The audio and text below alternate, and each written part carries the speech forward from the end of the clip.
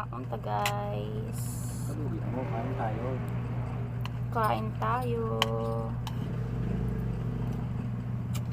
Dapat ko ano yung salita mo dun sa Ulam. personal, yung salita mo dyan. Pag hindi ka ng bait-bait na salita mo, ganun maganda.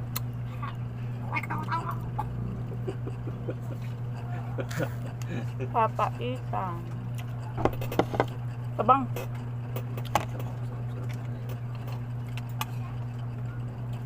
Sarap na ni kalamansi sa kapatis. Oh, hulog mi, tulak mong ganun, oh, walang